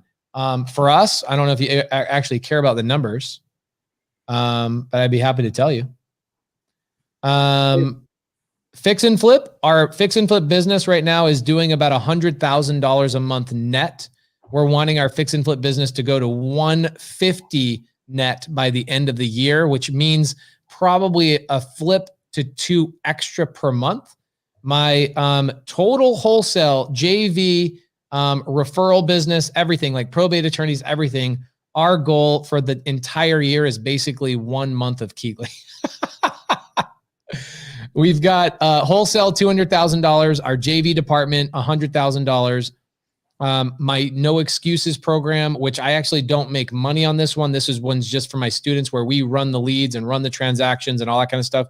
That's $100,000. And then my probate attorneys is another $50,000. So for us, $450,000 per month in wholesale revenue. And then our goal for acquiring rentals, which is subject to seller finance. I don't mess with Burr. I don't mess with loans. Everything we acquire is creative finance. And our goal is 130 properties in 2021 to add to the portfolio, 130 to add to the portfolio. That one's probably the most robust. And I've got other ones too. So we want to add more Airbnbs, not a lot, but we want to add 1 new Airbnb per quarter of 2021. And Cody and I want to acquire 2 8-plex units or larger in multifamily next year. So we've got big goals, right? But that's the thing that I love about what Brent Daniels teaches about, is that wholesale is the gateway drug into real estate investing. It's what gives you the capital. It's what gives you the lead flow to allow yourself to invest and get financial freedom. Wholesale is what makes all of what I do possible. Everything. It's the foundation of my business. It's where I get my sub 2 leads. People think, oh, well, you're going to go, are you marketing for sub 2? No, I'm marketing for distressed property owners, and whatever the solution is what I provide. And I just so happen to love sub 2. So I spend a lot of time buying those deals. So it's super important. I think for clarity purposes for us, it's not all about work. It's about making sure that we know where we all are, what we're trying to accomplish. Brent, I want to hear your goals. Yeah. Like, I'm super pumped about that. I want everybody to know before I shut up, I just dropped a link on the side. This is going, I just texted my team while I was talking. If that's the registration link for, I'm going to do $1,000 contest with my acquisition team Wednesday this week. Okay. $1,000 contest with my acquisition team this week. We're going to go live for 8 hours. I'm going to have 4 guys go head to head. We're going to do $1,000 for who can contact the most sellers with a bonus for leads or for contracts signed. What we're going to do is I'm going to amplify their percentage. I'm going to double their percentage on the commission for the deal. So if they're making 10%, I'm paying them 20%. So they're not only going to make $1,000 for being the most person contacting, but we're going to freaking double their commission because it's Christmas. So that's Wednesday. I don't need a lot of time to set it up. So guys, do me a favor and click on that link that I've got right there. And if you guys don't mind sharing it, it's a free event. We're going to try and do it on StreamYard maybe or Zoom. I don't know, but you guys register. We're going to get you guys set up to watch the contest for the $1,000, how many sellers we can contact. So you'll be able to hear the seller. You'll be able to hear my guys. You'll be able to see and everything and be able to interact with each other the entire show. So Brent. Yeah. What are you guys trying to accomplish in 2021? Oh, well, from the wholesaling standpoint, I love my business. I love where we're at. A deal a week. We average 28,000. Haven't done that every single week this year, but pretty close. We'll finish the year at 1.2 and some change. I'd like to get that to 1. I think that with the same team, with some new people on it, I can get that to 1.45, keep about 45% of that, and life's good. I'm happy with that. I personally think your business is actually the perfect business. Right. Every time I walk into your office and I see how streamlined you are and I see how much money you actually take home. Yeah. That's the key. Like, the guys, this is the key about this business. There's guys that are doing a tremendous amount of business. And it wasn't until Brent forced my company to read the book Profit First that we actually started taking more of our money home. But it was embarrassing to see like how many deals we were doing that we essentially had to do double the amount of deals to take home the same amount of money as Brent was, with a smaller, sleeker team that was just crushing and doing the right stuff. So I feel like you really do have the perfect size business and the perfect size team. Yeah, you talk about it all the time, Pace, and I think it's something that's really, really, really important. And I look up to you guys on this in a lot of ways because you guys have far more responsibility than I do. But when you hire somebody, one person, you're probably impacting 4 or 5 other people, right? Like for real. And you have these big companies and you have these big, kind of different revenue streams and all this. There's a lot of responsibility there. And I understand that, but I have a special needs son. I've got a family that is wild. I've got a young one. I got different priorities and different energies that I got to put into other things. But one thing that I'm really going to push is I'm going to be a lot louder this year. I'm going to do a lot more of this. I think that doing a live thing, I've been doing it in the studio, with the whole team, and it's been fantastic. I'm going to be doing that every Wednesday for at least 2 or 3 hours.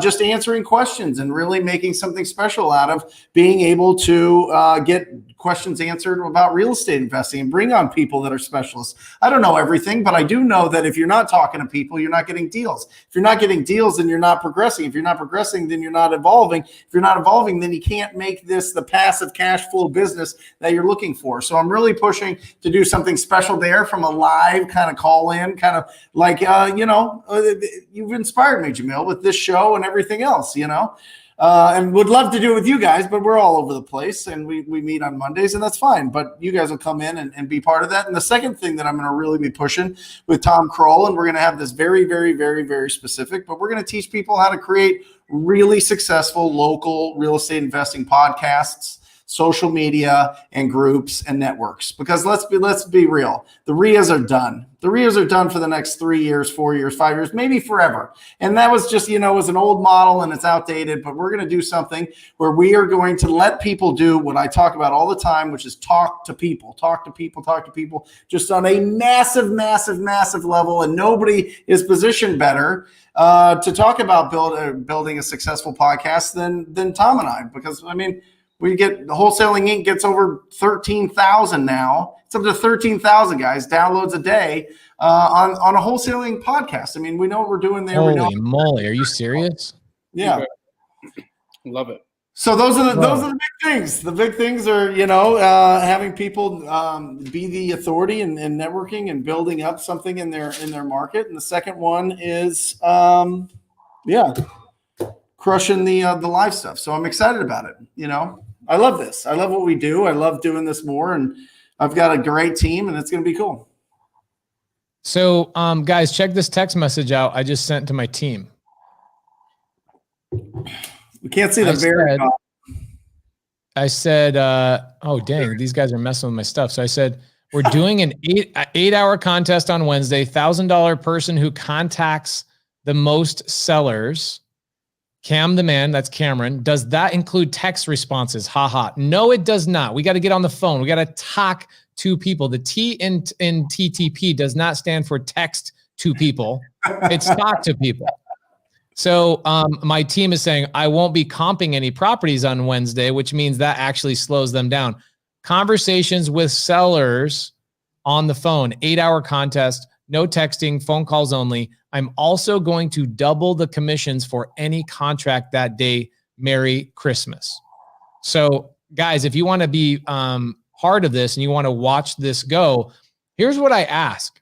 I don't want you to sit there and be complacent. What I want you to do is I want you to do your own version of your own contest. While my team is dialing for 8 hours, you could be out shopping for Christmas and spending money, or you can dial and make your contacts with sellers. So go to the link on the show right there, register for the event. I will send out an email with the exact time, what the live stream link is and all that kind of stuff. And you guys get to watch my team go head to head to head. That's awesome. Yeah. And just real quick, guys, I just want to touch on, Randy, who I think I upset. Randy, reach out to me. It's Randy over here. Reach out to me on Instagram. I'd love to talk to you one-on-one. I'll let you know where my heart is. It's not to offend you by any means, brother. We're in the same boat. I just want to see you succeed. Awesome. Look at this. Cass is feeling it. There you go. There you go. And Irene, anybody, it's going to be something live on the YouTube channel every Wednesday. It's going to be bananas. It's going to be produced. It's going to be, here it comes. Here it comes. 2021. So Brent, I've got an idea for you. I've been sharing with my sub 2 students that are asking something they can do that's free marketing, free advertising. And I gave them some of the advice that you gave Jamil and I, obviously be loud, be loud, be loud. Yes. Because of the fact that COVID has kind of killed the RIAs for not kind of, but like I'm on the board of the Phoenix RIA. We haven't had a freaking event or even a conversation about that thing in almost a year, right? It's dead. Like every RIA is dead. Yep. However, there are meetups that are going to be successful. Yes. Local meetups. Okay. So Keegley had theirs, big wide open space. So you guys accommodate that. The other type of meetup that I think is going to pop off is if I'm a wholesaler, I would go to one of my cash buyers and I would say, I want to do a meetup at one of your projects. And I want to have people come and see what it's like to walk on oh, that's so funny. Mm-hmm. Eddie Frazier, can you offend me so I can get some one-on-one time? I'm playing. Yeah. So what we're doing is we're going to be doing a lot more fix and flip meetups at our cash buyers properties, something that not anybody's doing, but something that's way out in the open. Everybody, you know, the whole COVID thing is kind of gone, and then bring food in there, have the title company come in and hobnob, all that kind of stuff. You can still do meetups. You can still do stuff. You just have to be a little bit creative on where you have them. Yeah, I think, listen, I think that there's no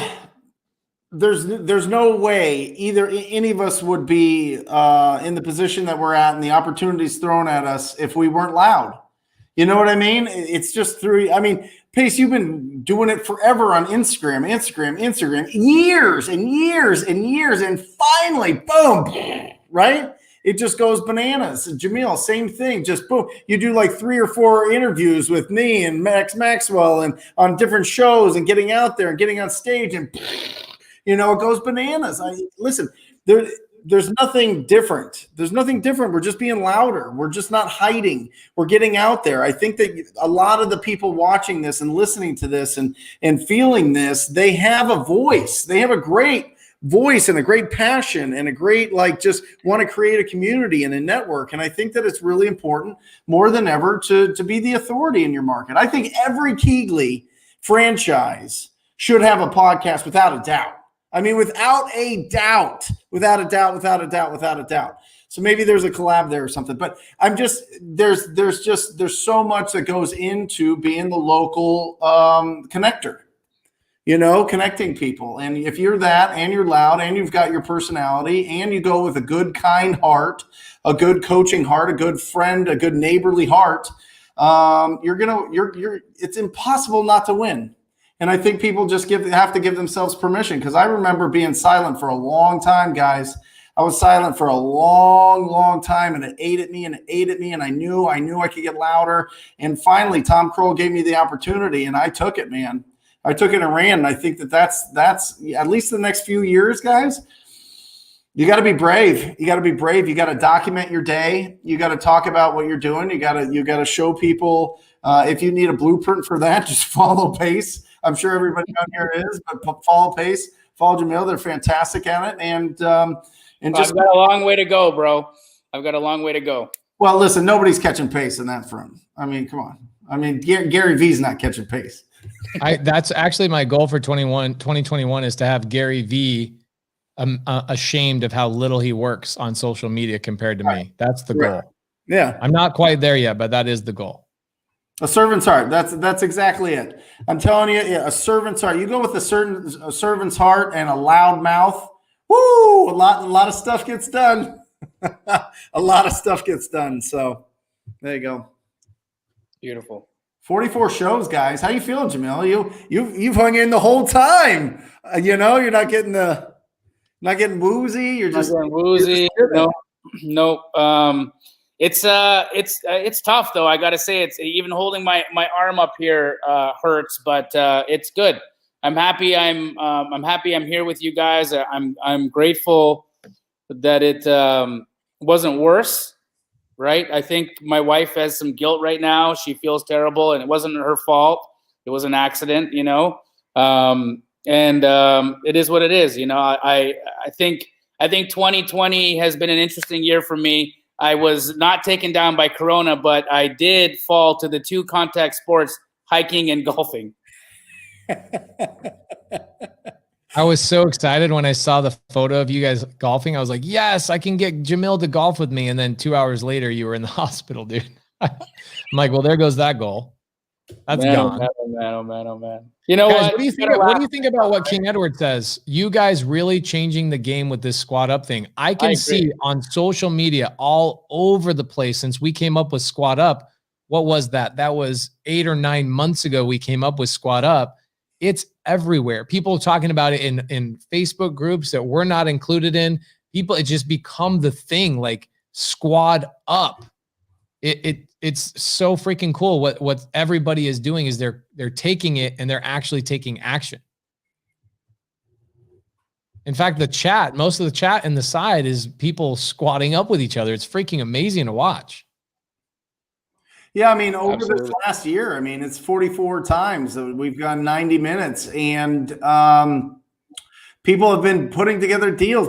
I mean, I get texts from TTP family members all the time, working with Keegley, working with Sub2, working with people that they met on the Wholesale Hotline. You know what I mean? I would like to get it to the point where we could figure some way out to have like live calls. You know what I mean? I think that would be really cool, guys. I think that was really special in the beginning to like really break down nitty gritty with some questions. So we'll figure that stuff out, guys. We'll figure out the technology. My team's already working on it with the stuff I'm going to be doing on Wednesdays, and maybe we can deep dive some of these things a little bit more. But yeah, squat up. I mean, we're a tiny little group. No, we did have a Squadoop shirt. It was a disaster, but we're working on another version. Yep. Did you say Squadoop? Well, that was the one that Dawson, my ex assistant, created. Remember? I asked him to make squat up shirts, and they came back saying Squadoop. Squadoop. He didn't last long. Well, you know, he had a nice smile. I am looking to hire a personal assistant, so if anybody out there isn't interested in wholesaling and want to work directly with this guy, and you live in Arizona, reach out. Or have a family member, or have a family member, yeah. Somebody that, yeah. That is awesome. The PB&J logo was pretty cool.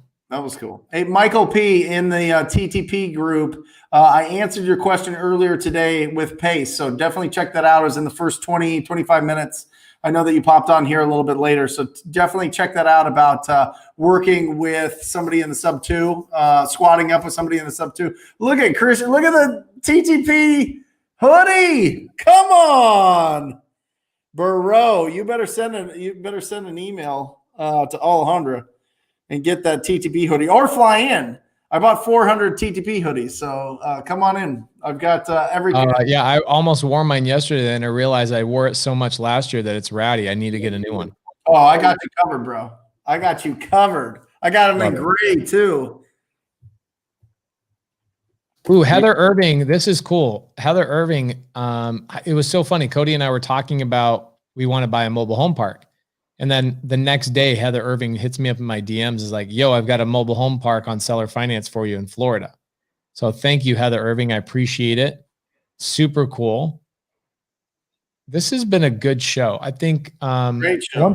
one thing that I'm doing next Sunday service, just FYI for anybody that cares, is we printed out a goal sheet for 2021, just a Sunday service branded goal shirt. Okay.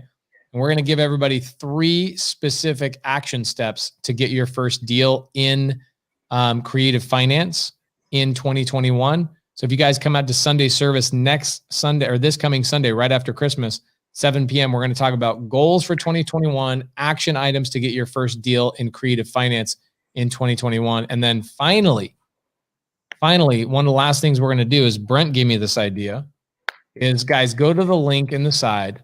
My team is like blowing up the chat right now, talking about how excited they are about this contest on Wednesday. So if you guys want to watch at least 4 of my sales guys make 8 hours of calls to sellers, you're going to see 4 different styles, 4 different personalities.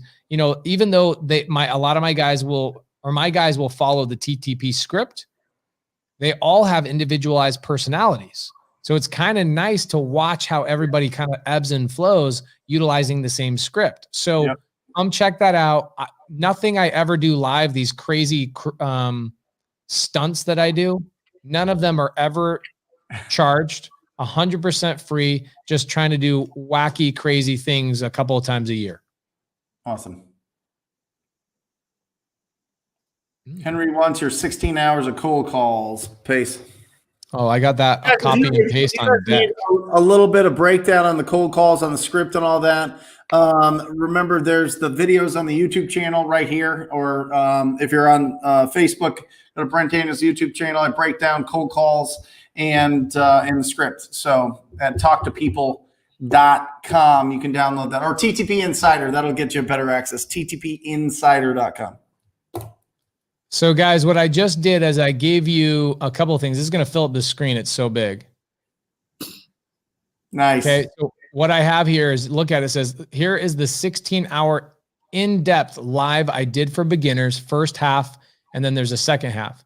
Then you'll see links to the 25-hour live that actually had to be broken down into 3 parts. So those are the links if you guys want to go back and watch those from earlier in the year. We ended up having 121,000 people watch the 16-hour live. That was definitely the most watched thing I've ever done, ever.